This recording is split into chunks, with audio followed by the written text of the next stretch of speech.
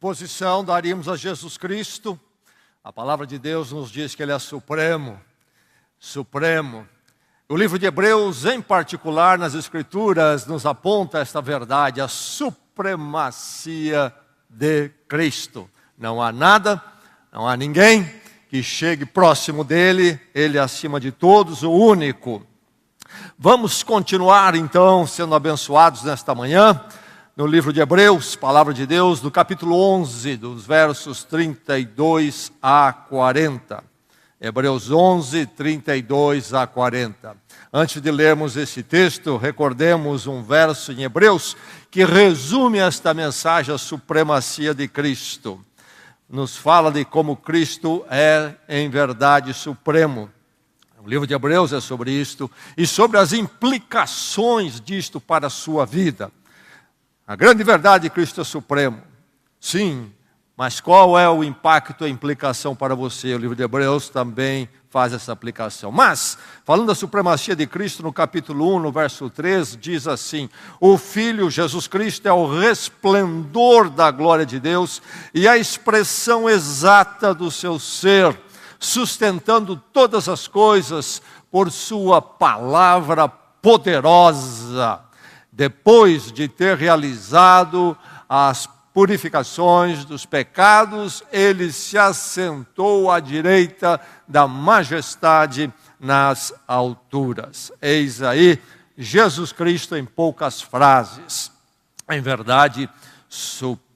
Nosso texto nesta manhã, então, no capítulo 11, a partir do verso 32, vou retroceder alguns versos para apreendermos melhor o contexto e entendermos melhor o texto desta manhã.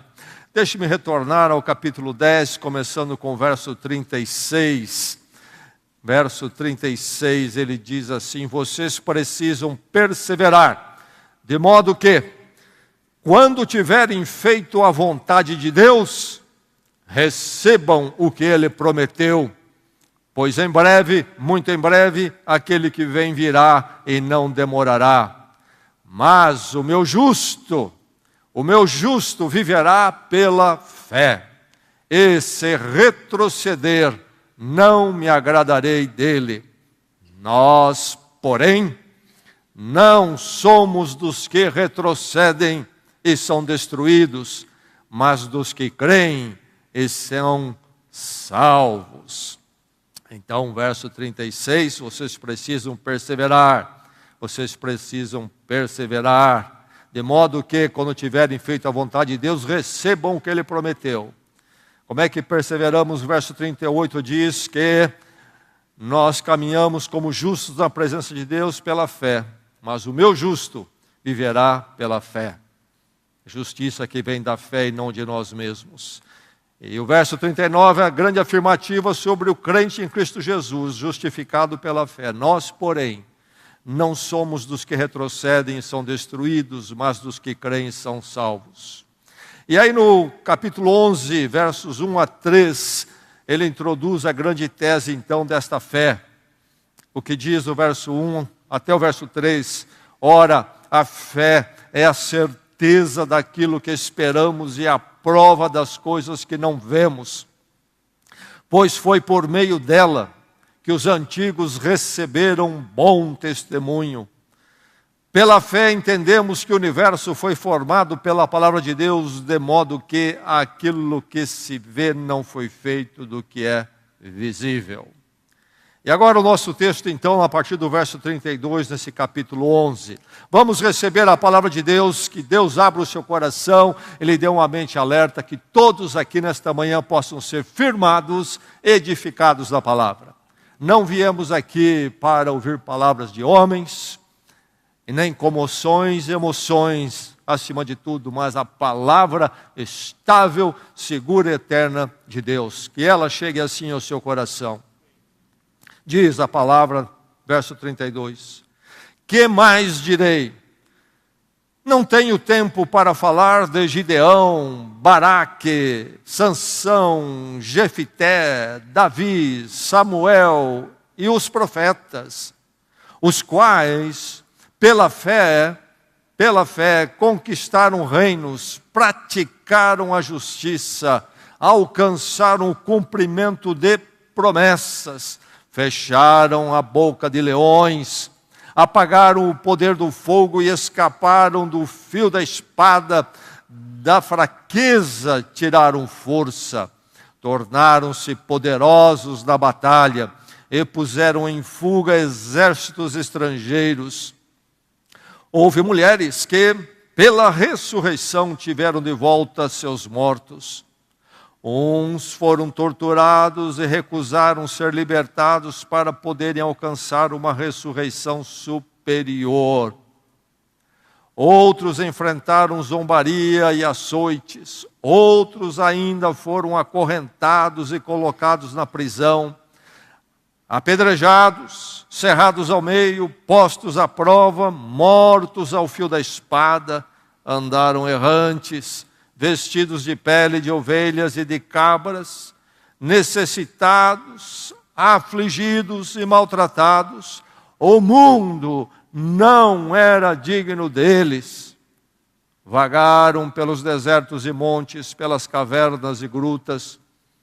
Todos estes receberam bom testemunho por meio da fé. No entanto, nenhum deles recebeu o que havia sido prometido. Deus havia planejado algo melhor para nós, para que conosco fossem eles aperfeiçoados. O verso 33 diz que eles conquistaram reinos, praticaram a justiça, alcançaram o cumprimento das promessas, alcançaram o cumprimento das promessas. O verso 34 diz: apagaram o poder do fogo, escaparam do fio da espada, da fraqueza tiraram força. E o verso 39 diz: todos estes receberam bom testemunho por meio da fé. No entanto, nenhum deles recebeu o que havia sido prometido. Deus havia planejado algo melhor para nós, para que conosco fossem eles aperfeiçoados. Ouvimos a palavra de Deus. Florence Chadwick foi a primeira mulher a atravessar a nado o Canal da Mancha, este espaço de mar entre a França, o continente europeu, e a Inglaterra, que é praticamente uma ilha. Ela não somente fez a ida, como fez a volta, por volta ali de 33 quilômetros. Depois ela quis aceitar, ou colocou para si, um novo desafio. Ir da ilha de Santa Catalina, agora do lado pacífico dos Estados Unidos, do Oceano Pacífico, ali é Santa Catalina, até a Califórnia, nadar. Novamente, 33 quilômetros aproximadamente. Se ela fizesse isto, seria também a primeira mulher a cobrir aquela distância a nado. No dia 4 de julho de 1952, então ela já experiente com essas empreitadas, e depois de muito preparativo, neste dia, ela então se colocou no mar para fazer este cruzamento. Seguida pelo seu barco de apoio, nadou 15 horas. Era um dia frio, e de um nevoeiro intenso ali na região, podia-se ver apenas poucos metros adiante. Depois de nadar 15 horas, ela comunicou ao barco de apoio que ela ia desistir. Não dava para continuar mais, e ela desistiu. Entrou no barco, depois de tantas horas de esforços, depois de tantos quilômetros cumpridos ou nadados, abandona a empreitada. Um grande esforço, um grande preparo, mas que não prevaleceu. Não prevaleceu. Lutou muito, venceu muito, mas finalmente foi derrotado. Não prevaleceu. Nós encontramos aqui nesse texto que nós lemos nesta manhã algo bem diferente em relação aos nossos irmãos no passado do Velho Testamento, antes de Cristo. Livro de Hebreus, escrito após Jesus Cristo, então no primeiro século, traz aqui nesse capítulo 11, nesses versos que lemos, a experiência de tantos lá antes de Cristo na história de Israel. Por que o livro de Hebreus foi escrito? Porque os cristãos ali, das igrejas que recebem esta carta, estavam num momento crítico de uma possível atitude de desistência da fé, de desânimo. Então a carta de Hebreus apontando para eles, não há nada mais precioso, mais supremo que Jesus Cristo, e como isto deve sustentá-los pela fé, e vocês perseverarem e não caírem na desistência. E aí então ele traz aqueles exemplos do passado de pessoas que prevaleceram, os quais pela fé, diz o verso 33, os quais pela fé conquistaram reinos, praticaram a justiça, alcançaram o cumprimento das promessas.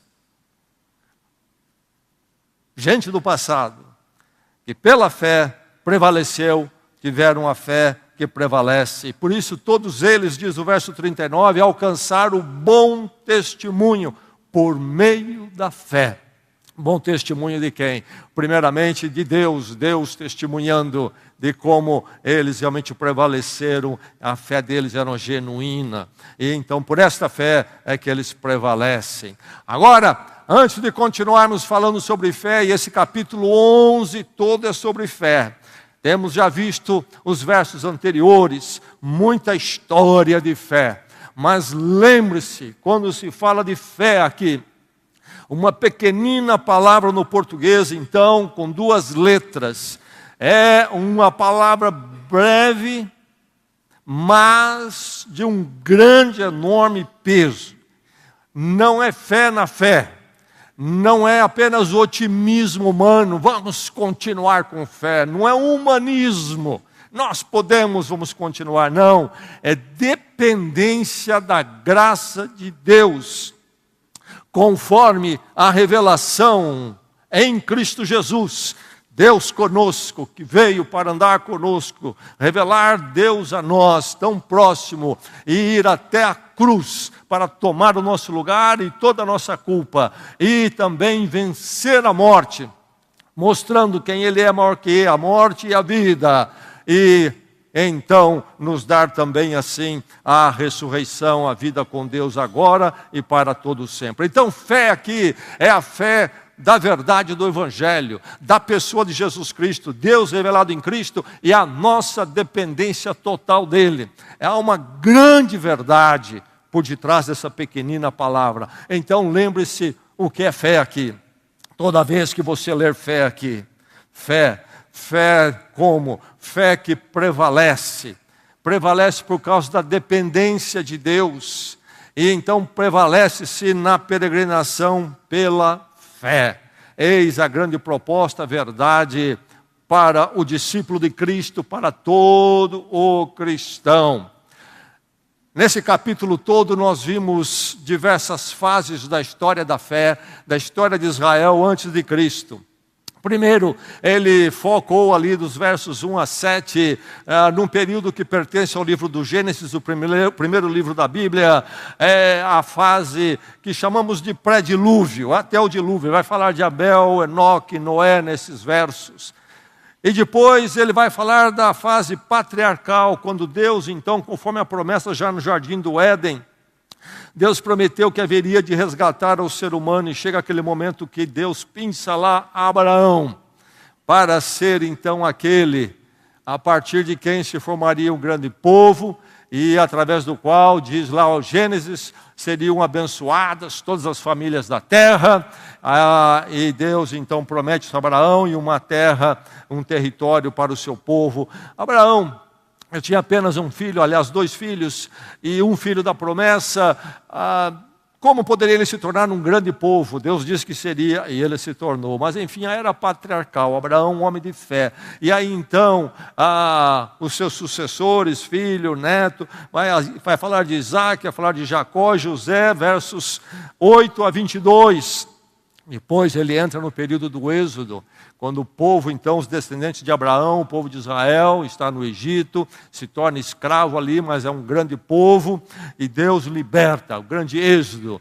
E então, versos 23 a 31, é sobre essa experiência de fé do Êxodo, envolvendo quem? Moisés, Josué, como que então foram eles homens de fé, uma empreitada de fé. E agora, nesses versos que nós lemos, chegamos à fase que podemos chamar da nação. Israel já está na terra prometida, está estabelecido ali conforme as promessas já feitas na antiguidade até Abraão. Se Abraão viveu por volta de 2000 anos de Cristo, esta fase aqui que chamamos da nação, nesses versos que focamos nesta manhã, é algo entre 1400 e 1000 antes de Cristo. Cobre o livro de Juízes, a época dos juízes, cobre a época da monarquia. Juízes é a fase de 400 anos, quando o povo na terra prometida, com as tribos então divididas, cada um no seu território, tinha um governo federalista. Não havia um rei, não havia um poder central. Era um federalismo muito puro. Época dos juízes, mas na época, no momento de crise, quando, por exemplo, algum povo inimigo se levantava contra eles, eles se uniam à volta de um dado líder, que é chamado de juiz, identificado como juiz. Então há estas longas décadas, então, do governo federalista e com a atuação de juízes. Nesse trecho que nós lemos envolve esse período então. Envolve também a época da monarquia, quando então é estabelecida a monarquia em Israel, Saul, Davi, então o grande rei. E vai até o período intertestamentário, isto é o período entre o Velho Testamento e o Novo Testamento. Informações que encontramos, por exemplo, no segundo livro de Macabeus e outros relatos. Enfim, este longo período, começando lá atrás, na época dos juízes, indo até as vésperas da vinda de Jesus Cristo. Muitos relatos aqui, muitos acontecimentos nós lemos. Mas enfim, o que é que nós encontramos aqui? Encontramos a fé prevalecente. Não a fé que chega próximo da vitória e não conclui, não a fé que para no meio do caminho, não a fé que começa e morre em poucos passos. A fé real em Jesus Cristo é a fé prevalecente. Meu irmão, a chamada da palavra de Deus, e a palavra de Deus venha nesta manhã a você para sustentá-lo na fé prevalecente. Prevaleça pela fé, meu irmão, minha irmã. Igreja, prevaleça pela fé, que em verdade nós sejamos contados entre esses, que diz, se refere ao último verso do capítulo 10, nós não somos dos que retrocedemos. Nós não somos destes. Prevaleça pela fé. Mas não na força sua. Não porque você pode. Não porque você é perfeito. Não porque você tem todos os méritos diante de Deus e você conquista pelos seus esforços. Não, não, mas na sua impotência, na sua fraqueza, na sua falência. Sou pequeno, sou impotente, sou fracassado diante de Deus, sou vacilante em mim mesmo. Quando eu olho para a cruz de Cristo, vejo ali a minha própria condição. Cristo morreu em meu lugar, aquela minha morte, sou um derrotado, sou um condenado. Então prevaleça pela fé, não pela força e seu poder, mas na impotência e falência. Reconheça a sua fraqueza. Reconheça a sua fraqueza. Esta fé que prevalece é a fé que nasce da fraqueza. Isto mesmo, é a fé que nasce da sua fraqueza, pelo fato de você ser fraco, imperfeito e derrotado. A fraqueza é essencial, é necessária para se ter a fé que prevalece. Se não há fraqueza em mim, essa fraqueza plena, total, não vou ter a fé que prevalece. Prevaleça pela fé, meu irmão. Reconheça a sua fraqueza. Diz aqui os versos 33 e 34, os quais pela fé conquistaram reinos, praticaram a justiça, alcançaram o cumprimento de promessas. Da fraqueza tiraram força. Da fraqueza tiraram força. O apóstolo Paulo escreve a sua segunda carta aos Coríntios, ele fala da sua própria experiência. Ele diz que ele tem um espinho na carne. Uma linguagem figurativa, não sabemos o que é exatamente isto. Mas algo que realmente o atingia, o incomodava. E ele diz que ele orou 3 vezes a Deus pedindo libertação desse espinho na carne. E ele diz que depois de orar 3 vezes, a resposta de Deus veio: o meu poder se aperfeiçoa na fraqueza. Isto mesmo é quando nós entendemos a nossa fraqueza diante do Cristo crucificado e vemos na morte dele o raio-x de quem nós somos, imperfeitos, culpados, fracos, vacilantes diante de Deus. E entendemos ali que aquela morte é a nossa morte de tudo isso que nós somos. Ali, nesse momento de deparar de forma honesta, de forma nua, diante da minha e da sua fraqueza, é ali que nós encontramos força, porque ali nós encontramos o poder de Deus e não mais o nosso. Por isso, a fé que prevalece nasce da fraqueza. Fraqueza. Então lembre-se de novo, fé aqui não é um mero otimismo humano, não é um mero impulsionar das habilidades humanistas centradas no ser humano, mas esse momento quando então reconhecemos que nada somos e dependemos totalmente da graça de Deus sobre nós. Assim viveram esses lá no passado, a esses que pela fé aguardavam Jesus Cristo, como prometido a Abraão, e tantas vezes pelos profetas, os quais pela fé fizeram tanto, mas como que eles fizeram isso? Diz o texto, da fraqueza tiraram força. Eis o caminho da fé, eis o andar na fé. Prevaleça na fé, meu irmão, minha irmã, igreja, prevaleça na fé. Esta fé que quando conhecemos a nossa fraqueza, esta fé da dependência de Deus, da sua graça e seu poder por nós em Cristo, é uma fé que experimenta vitórias. Há tantas vitórias aqui na nossa caminhada. Eu e você chegamos aqui nesta manhã porque Deus tem nos dado vitórias, senão não estaríamos aqui. Teríamos já caído fora há muito tempo. Mas essas vitórias são incompletas, elas são parciais, temporais. Prevaleça na fé, meu irmão, minha irmã, mas veja as suas conquistas, os passos que você tem dado nesta fé, neste mundo, como parciais. Como parciais. As conquistas que nós vemos nesse texto aqui são em parte, conquistas em parte. Diz aqui o verso 33, os quais pela fé alcançaram o cumprimento de promessas. Sim, eles alcançaram o cumprimento de muitas promessas na sua caminhada, na sua vida. Foram diversas.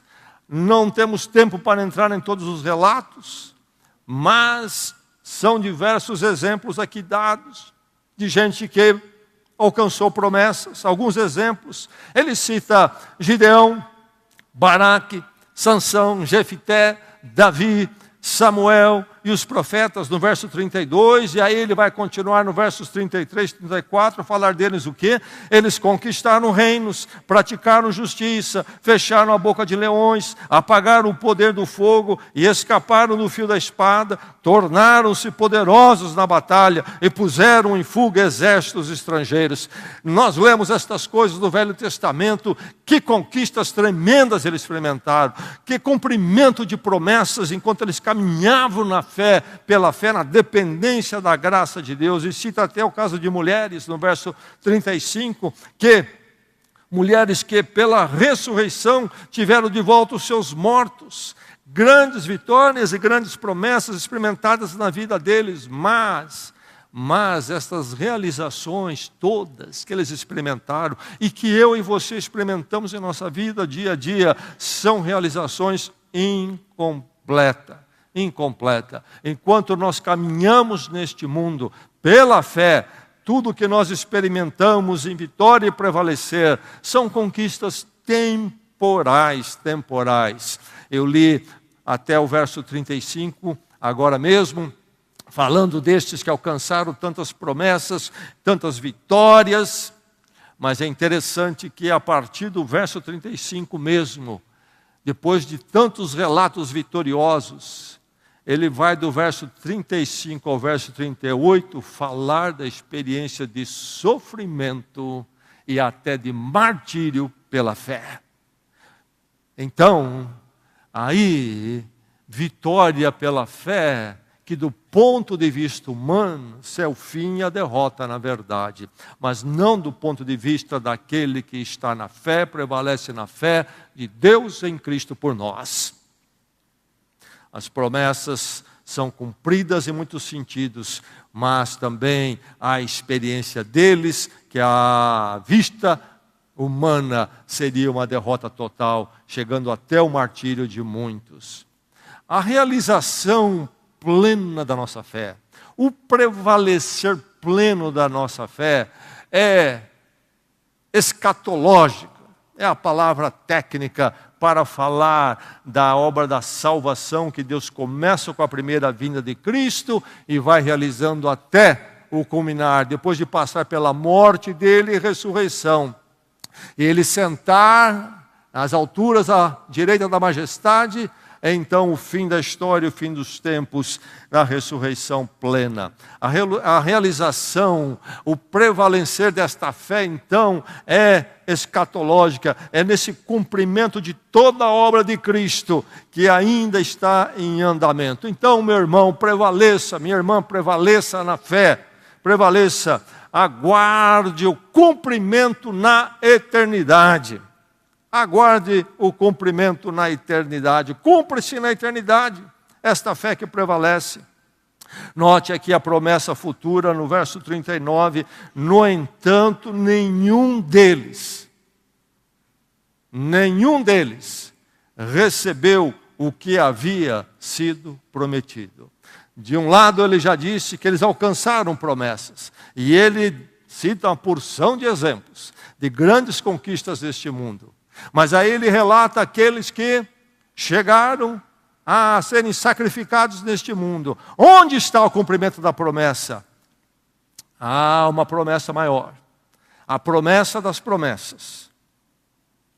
Promessa futura que eles aguardavam. Nenhum deles recebeu o que havia sido prometido. Meu irmão, há uma grande distinção, minha irmã, uma grande distinção entre as conquistas e vitórias da fé aqui neste mundo, no temporal, versus a herança final e eterna. Não confunda as conquistas, o prevalecer que podemos ter neste mundo aqui em alguns dos momentos. Não confunda estas como o cumprimento final da fé que prevalece. Aliás, este é um dos grandes enganos pelo qual tem entrado grande parte do chamado mundo evangélico nos nossos dias, pregando uma mensagem que dá a impressão que o cumprimento final é aqui e agora. Você tem fé, então você faz acontecer o que quer acontecer. Só prosperidade, toda enfermidade está controlada pela sua palavra de fé. Até uma aplicação enganosa da palavra e do exercício daquilo que se chama fé. Fé. Os versos 1 e até 3 que nós lemos no início desse capítulo deixa bem claro que não é a minha palavra que faz as coisas acontecer. Por mais arrojada que seja uma afirmação de fé, não é esta afirmação minha, mas é o poder de Deus. E o poder de Deus em Cristo revelado por nós nos diz que o cumprimento está na eternidade. A verdade é que nós teremos conquistas, mas teremos também derrotas e mais. Nenhum de nós há de permanecer aqui. E aquele que diz, eu não creio em nada disto, não creio em nada disto. Muito bem, com o que é que ele fica? Como é que ele fica? Ele fica com um fim que vem a qualquer momento, que diz que tudo que ele vive agora é algo sem sentido, nenhum significado, porque vamos passar rápido do nada. Mas abençoado aquele que está na fé em Cristo, Deus em Cristo. E esta fé que prevalece até a eternidade. O cumprimento desta fé. O cumprimento desta fé é o cumprimento, então, messiânico. Isto é, o Messias prometido. Lá nos profetas do Velho Testamento, séculos antes de Cristo vir, viria o Messias. Cristo que veio para a cruz, mas também para a ressurreição. Por isso que o verso 40, então, diz: Deus havia planejado algo melhor para nós. Agora nós em Cristo, depois de Cristo. Eles antes, nós depois. Deus havia planejado algo melhor para nós, para que conosco fossem eles, antes de Cristo, esses que no relato dele aqui, fossem aperfeiçoados. A palavra aperfeiçoados aparece diversas vezes, já temos visto no livro de Hebreus, e isto se refere ao modo pleno de se relacionar com Deus, onde tudo está resolvido. Não se conseguia, diz o livro de Hebreus, se aperfeiçoar com os sacrifícios do Velho Testamento, que se realizava no templo ali, sacrifício dos cordeiros, mas que em Cristo, então, é aperfeiçoado. É o relacionamento seguro, pleno, definitivo, final, acontece através do sacrifício de Jesus Cristo. Então, eles viveram no passado, aguardando este momento perfeito, da mediação de Deus por nós em Cristo. E nós, do futuro pós-Cristo, olhamos para o passado em Cristo. Então, aqui o que acontece? Todos nós, na fé, antes e depois de Cristo, somos unidos, para que conosco fossem eles aperfeiçoados. Ninguém depois, ninguém antes, todos iguais em Cristo. Então, tudo concretizado como esta fé que prevalece, se concretiza, se realiza, se cumpre como todos herdeiros através de Jesus Cristo, herdeiros da herança eterna. E aí é que o texto vai falar da ressurreição aguardada, mesmo lá antes de Cristo. Uns foram torturados, diz o verso 35. E recusaram ser libertados para poder alcançar uma ressurreição superior. Para poderem alcançar uma ressurreição superior. Enfrentaram todo tipo de coisa. Outros enfrentaram zombaria, açoites. Outros ainda foram acorrentados e colocados na prisão, apedrejados, cerrados no meio, postos a provas, mortos a fio da espada, andaram errantes. Mas havia uma ressurreição superior. Cumpre-se na eternidade. Prevaleça na fé, meu irmão, aguardando o cumprimento na eternidade. Nunca, nunca há de se fechar a conta neste mundo em nenhum esforço humano. E se eliminar Deus e a obra de Deus em Cristo, aí que nada fecha mesmo. Nunca pense na vida cristã como algo que se fecha neste mundo. Nós vencemos, nós conquistamos, mas também somos levados à morte. Prevaleça na fé, meu irmão. Essa fé que nasce da fraqueza. E conquista muito, mas sempre em parte. Mas que se cumpre de forma plena, cabal, na eternidade. Quando então toda a luta, todo o sofrimento, toda a presença maligna terá passado. E mais, somente debaixo do reinado do Senhor Jesus Cristo. Uns foram torturados e recusaram a ser libertados para poderem alcançar uma ressurreição superior. Se não for Deus em Cristo, que passa pela cruz para abrir a porta da presença de Deus para nós, como o livro de Hebreus apresenta nos capítulos anteriores de forma tremenda. E depois, então, Cristo ressurreto, que nos dá a esperança e a prova de que Ele é a nossa ressurreição. Não há outra resposta para o ser humano, para poderem alcançar uma ressurreição superior. Florence Chadwick, naquele dia, tentou atravessar uma parte do Oceano Pacífico, da Ilha Catalina até a costa da Califórnia. Por volta ali de 33 quilômetros, naquele dia 4 de julho de 1952. E depois de nadar 15 horas, então, nevoeiro intenso, vendo a poucos metros à sua frente, disse: não vou continuar, desisto. E interrompeu. Quando ela interrompe, ali ela desiste, ela não prevalece. Depois fica-se sabendo, ela estava a 1,5 quilômetros da praia. A 1,5 quilômetros. 33 quilômetros é a distância total. Nadou 15 horas. A 1,5 quilômetros não prevaleceu. Depois, na entrevista, dias depois, ela foi perguntada e ela disse: se eu tivesse visto a terra, eu não teria desistido. Estes no passado, pela fé, viram a terra, viram o cumprimento na eternidade e prevaleceram. Que o mesmo aconteça na sua vida hoje e para sempre. Vamos orar, vamos à presença do Senhor.